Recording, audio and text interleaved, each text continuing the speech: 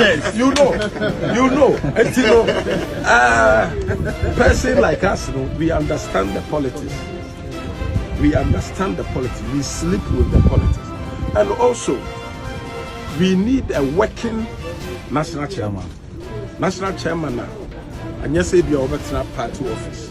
Leave the office for the general secretary and start moving to constituency to solve problems in the constituencies. What you are saying, and also connect to electoral areas so that you can be known all the problems in the polling stations. That's electoral areas and solve it there. And you know, years ahead, you know, the presidential candidate here, you know, now also no team, now move to solve, now move nipa. I was a party with me, you know, I was a year nipa, I was a so I'm coming to serve. I'm coming to mobilize and serve. So me din kan ka cho sensem ahodo a e koso ne de heya anam de se no krensem no mawo ensem bibiri na ankofo kansem bibiri na ankofo di tudwa ne mum no ope bebia benya ensem no krepa emu enchiremu pe hasi eni ta bebia ba me bomode ensem video ne tintin pa ale ba besum wetime nya abotere nya bre no ahwe video no wetime atensem no asepe me din kan plika krebi amweti ne mum ne beko yakwa enjoy the full video Meso, Adaroma, Nyabre, Wabre Quaco Hivri, Ediabe, Nansano, say, Unya subscribing for my channel, Ibatari, name Unya subscribing, I meso subscribe, I'm Uria, Adabacon, some meso so I'm so like Hivri, we should be as a like button on Oboswa, it beats me upwa, I'm a no man, so I come at our channel is Adaroma, Yafama means me, Boma Bibian, so I come, oh, I can Chibian, so a comment section on them. Ahoy open ubeti mi akọ na do ade nkyere ato honom ahwefo no bi ebeje bra akọ kenkan sanso na yenso a edi video ne to honom yenso be akọ jebre ne ahwe ne akenkan ya ma na sa ade nkyere anase anu yi bia wo honom so a yenso ye de ato aso bibia so etimi kama yenye ne ntimi mbo ama bibia ntimi ye kama this is the democracy you live in nti kire wadwen atedi bibia nim e bibia so ntimi ye fine medin ere kwame gentle I lose 7 seats. Almost 10. I mean, that's all court. NDC airplane. I see Sita or Mulusu ye. Ewo Ashanti region no any news. You knew Tina Mechono. Said the news pass you better Baberi or Ghana. Now be go water region. What kinds of Mulusu ho gran? The MPP in some of the kind. Ho just one penno. Some MPP the kind. Voter region assessor, voter region done. And imagine NDC lose 7 seats to voter region. Now NDC chairman of voter region abekase. After that no, who other regions are almost so lose omu ni seat. Eti voter region dia no yadia. Manchester nyadia Bruno Fernandes dia o yadia. One player bi more yadia. The brighter MPP lose 7 regions are omu ni seat one. Enye news ba go kra. Enye news ba send the NPP lose Savannah region. Only seat ba go enye news. Northeast no kra na yes can your friends about me anankasa region na omu nya 3 ho ama MPP we need 3 no enye news. Other 4 regions no mu lose another 3 regions no mu ni city wo nyina no enye news. Asante region die ne news. Enu ntina me person me chase na me di free ho na me di ban. But opro Asante region die ne news. Because Asante region is a stronghold of NPP. It is ya to aba wa ha.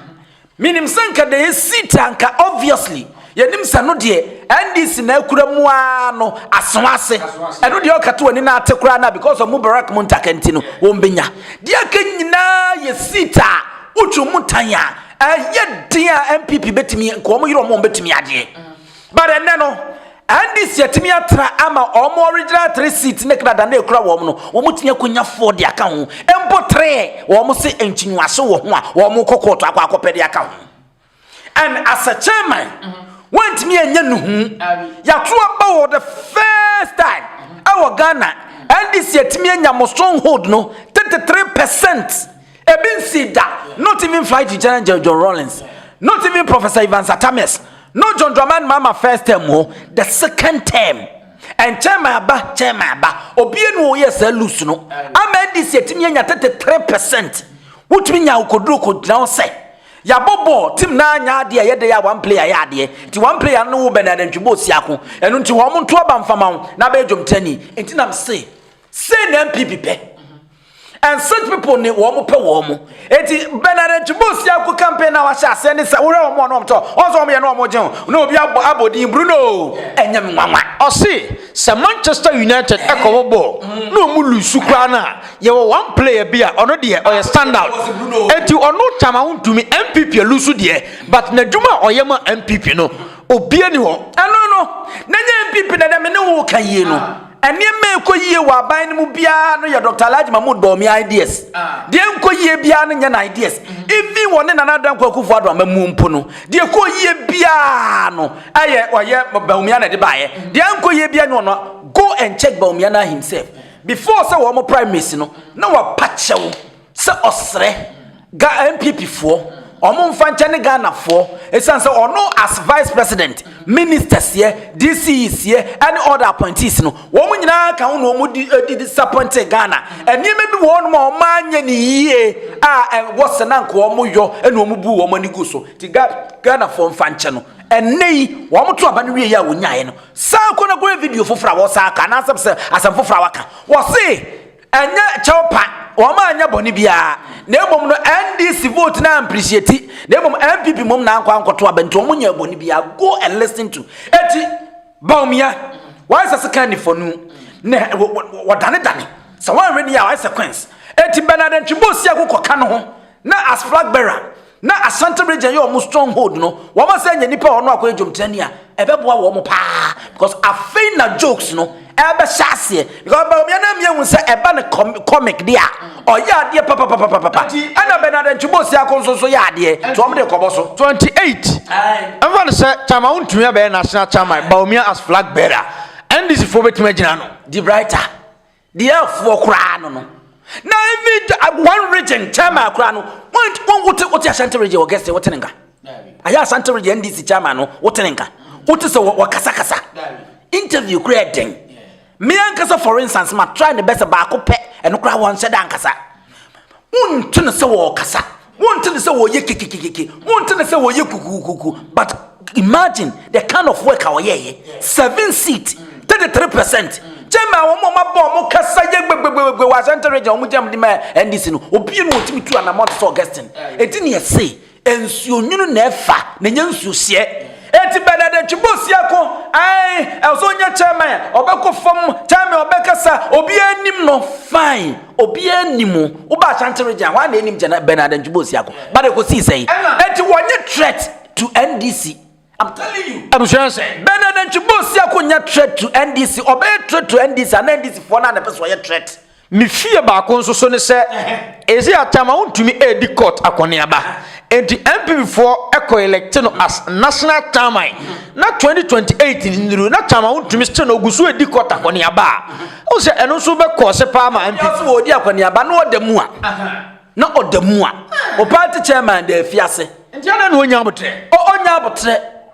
Sabi yo yesisie wo mpaye abo bi awuram bi MPP na payi o ati obi etimi nya position na wa imagine Bernard Chibosi akwa wabon te sami amete hayi na party chairman no de brofo na address ye Prempeh secondary school graduate ye and na form sa it is some Bernard Chibosi akwa as party chairman minim ba bia John Sese din kete ye ko na minim obi obe contest de na sa John Sese din kete na ye party chairman wa NDC mu a just imagine enye the same mistake o mo repeat ye na no be repeat no make an tell say okọ youth organizer national organizer women's organizer chairman would compare NPP de na e flip flop. Okay, quick one.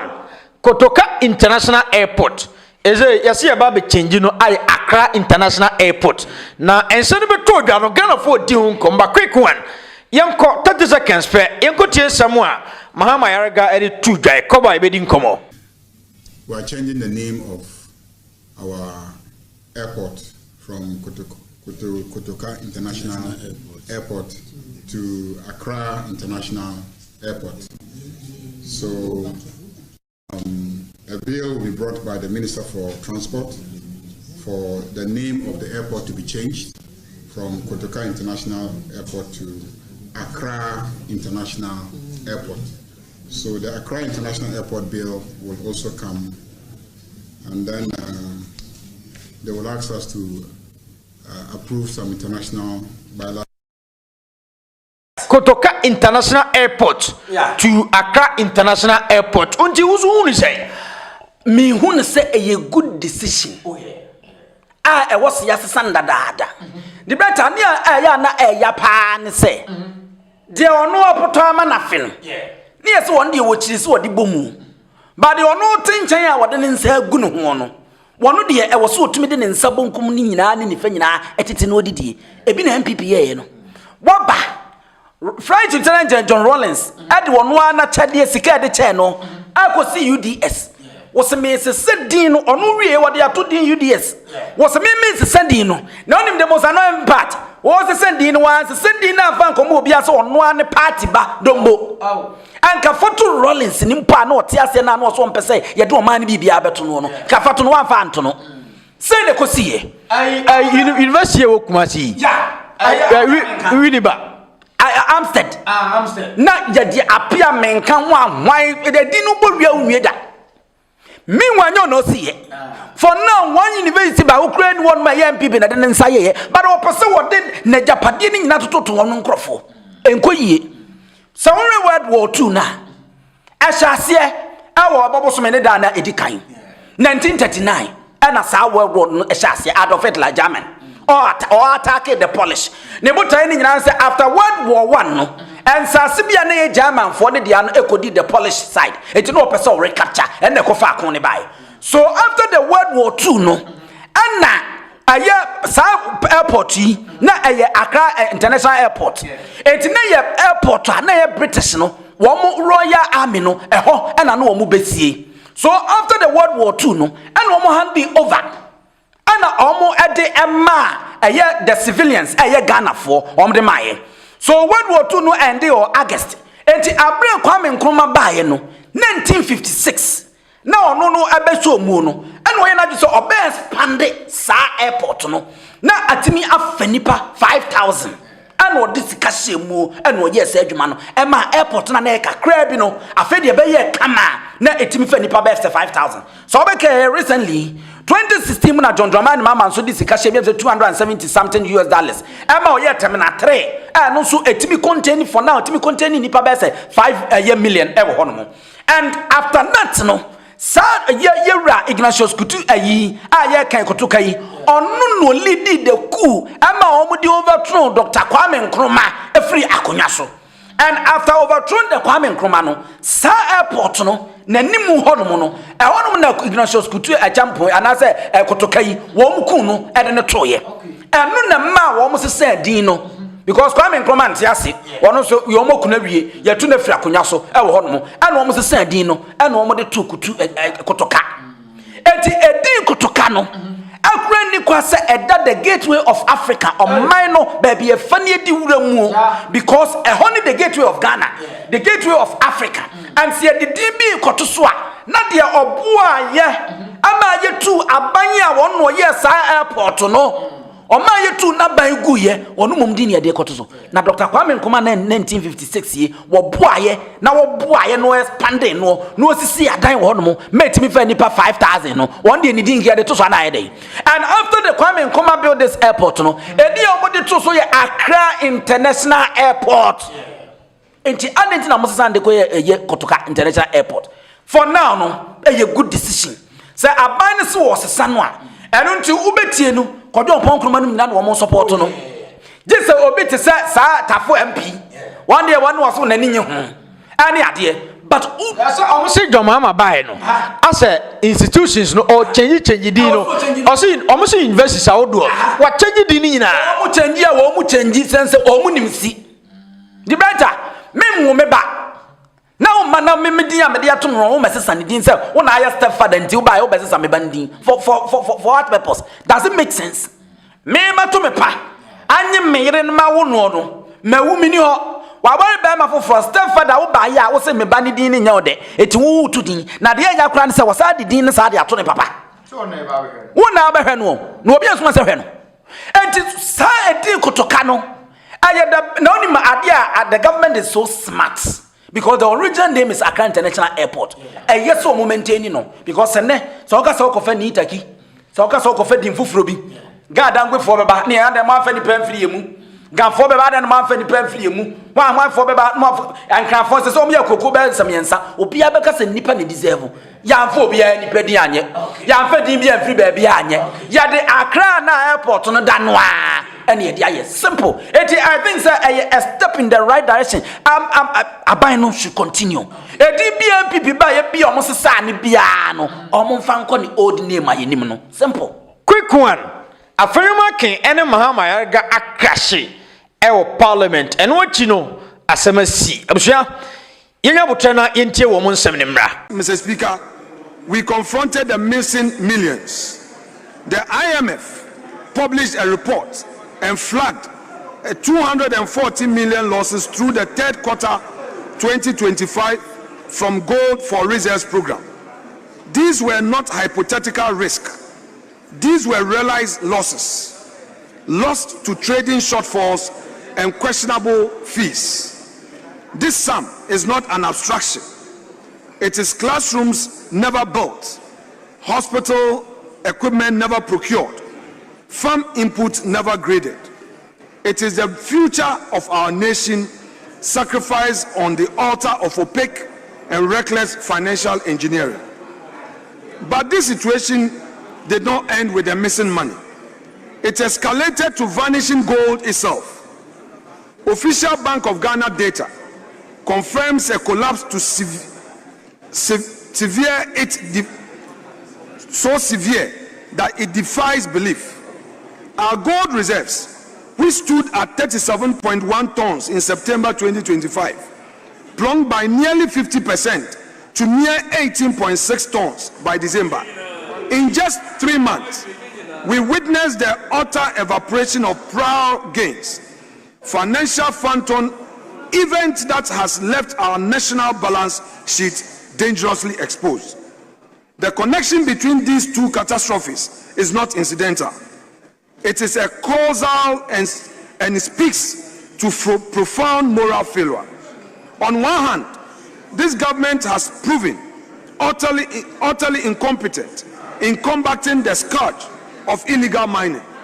Galamsey prevention and the fight against Galamsey has been abandoned. It has allowed Galamsey to flourish unchecked, devastating our forests, poisoning our rivers, and destroying the livelihood of our farmers. And for what purpose? The evidence suggests a desperate, cynical strategy to source gold from these very destructive channels in a frantic bid to prop up Ghana cedi through these reserve programs. Mr. Speaker, we the minority state without equivocation that this is a policy of national self-sabotage. I repeat, the gold reserve policy that government has introduced, to the extent that government is not taking steps to ensure full enforcement of anti-Galamsey operations, we say for the record that it's a policy of national self-sabotage. We are monetizing the destruction of our environment and the theft of our future to feed failing financial scheme. And as the data now proves, that scheme itself has backfired catastrophically. The gold bought at such great costs to our environment has seemingly vanished, and the money allocated to secure it has evaporated. When gold is turned to ghosts, the ghost that haunts the poor is hunger. When reserves disappear in millions and they vanish, and we are told that they are rather diversifying, the trust of the people dissolves into dust. Therefore, Mr. Speaker, this House has a solemn and non-negotiable duty. We must insist on full, transparent, and immediate accounting. And we thank Mr. Speaker for admitting the motion by the minority to get into this matter. We must demand answers to the questions the nation is asking. Who designed this flawed program? Who authorized the pricing and the fee structure that led to such losses? Who profited from these transactions? And ultimately, who bears responsibility for this double disaster of missing millions and vanishing gold? But as minority, we have some solutions for government. If indeed government believes that this is a policy worth considering, then it must provide for the cost of enforcing this policy, and this must come to Parliament for the people's representatives to interrogate it. If Parliament does not have the courage to follow the goal, to trace every transaction, to demand every document, then we would have lost far more than the money. We would have surrendered our moral compass and betrayed the sacred trust placed in us by the people of Ghana. Mr. Speaker, I just listened to my colleague, the minority leader, speak extensively about the Ghana Gold Board and the loss that is reported to have occurred. Mr. Speaker, what I hear, what is being reported, is that 2.4 billion Ghana cedis, equivalent to 214 million United States dollars, may have been lost. Mr. Speaker, they are not asking the question, what has been gained? I am asking the question, what has been gained? Mr. Speaker, the statistics show that in 2024, gold from artisanal small-scale mining sold to the state was 63.6 tons in 2024. In 2025, as a result of the activities of the Gold Board, gold sold to the state from artisanal miners jumped to 103 tons.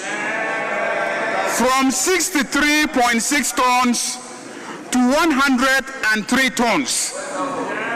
A jump of 39 tons.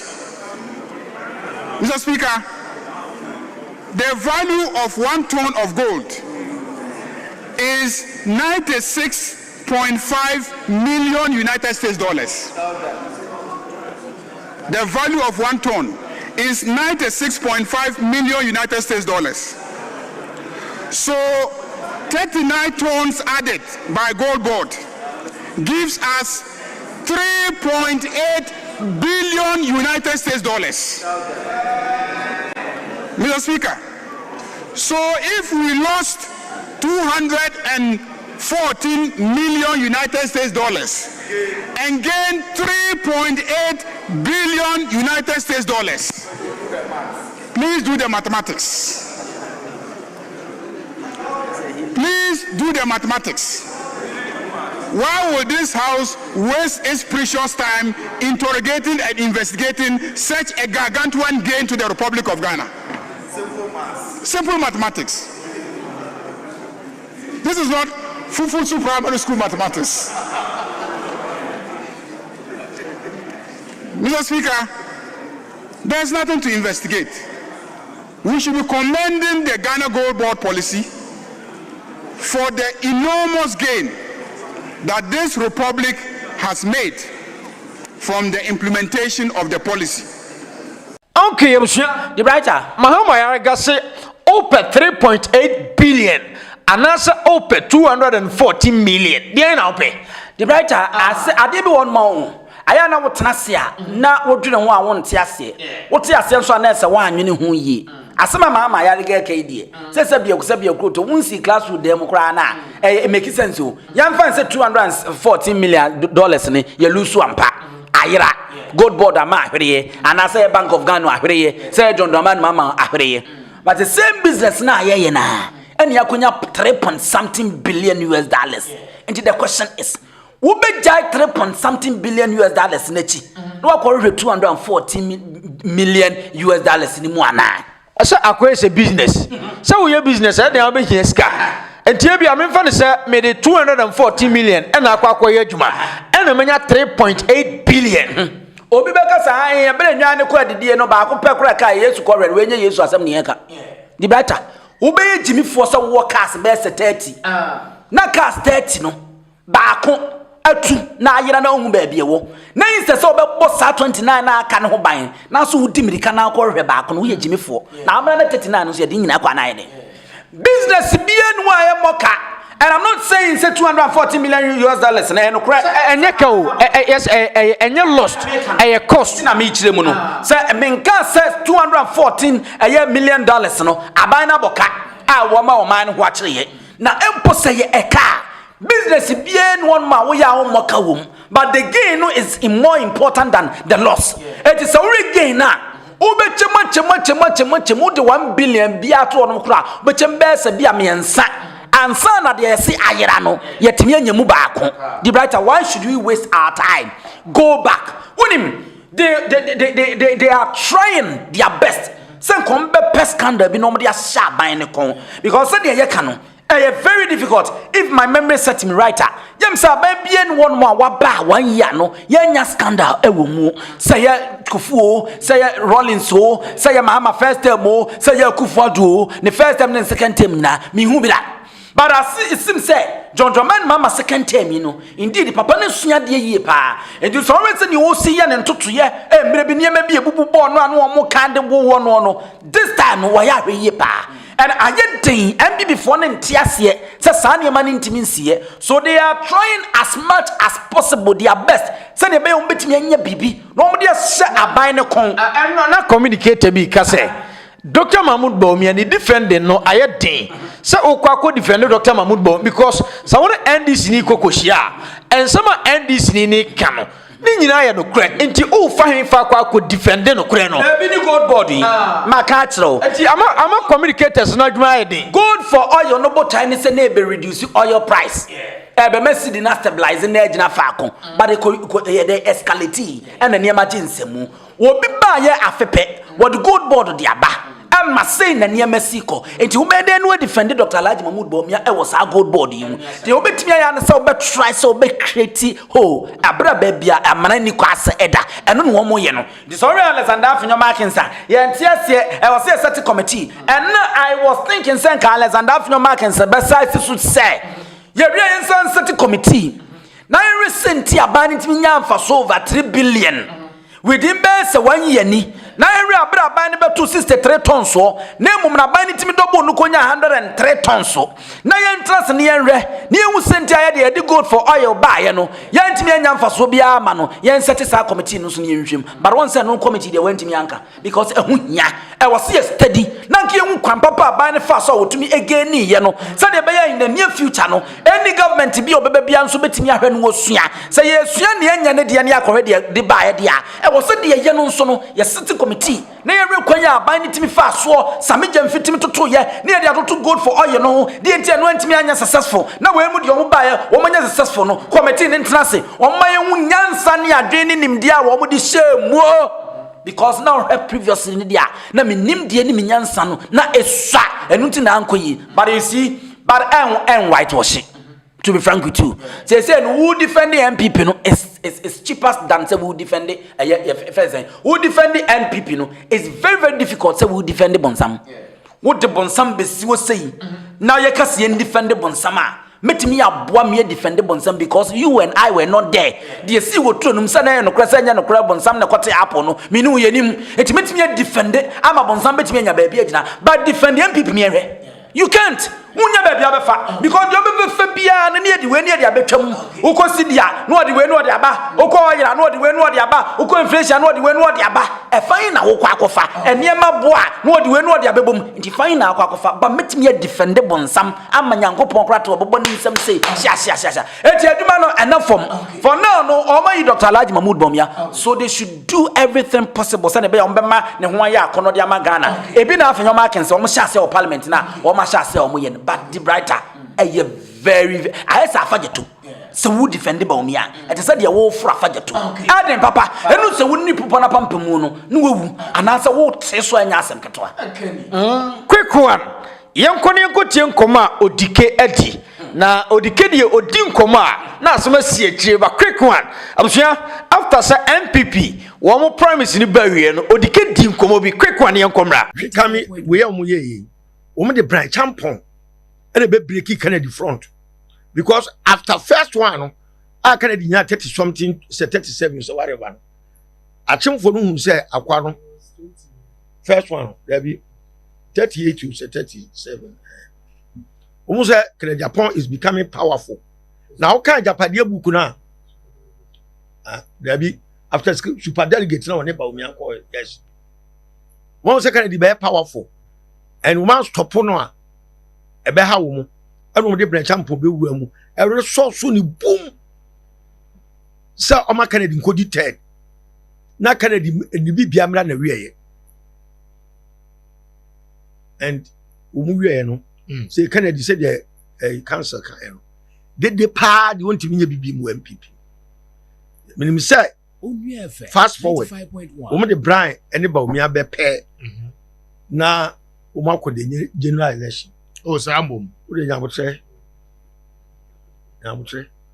umu wiya bisi umu wiya umu election umu wene general election bibia no checho betuma we then umu catch about me as wa bre let Brian take over na about umu dim simple I see enti ekufo ado no Agyapade book no a umu tro ya say nye no kore no enema bia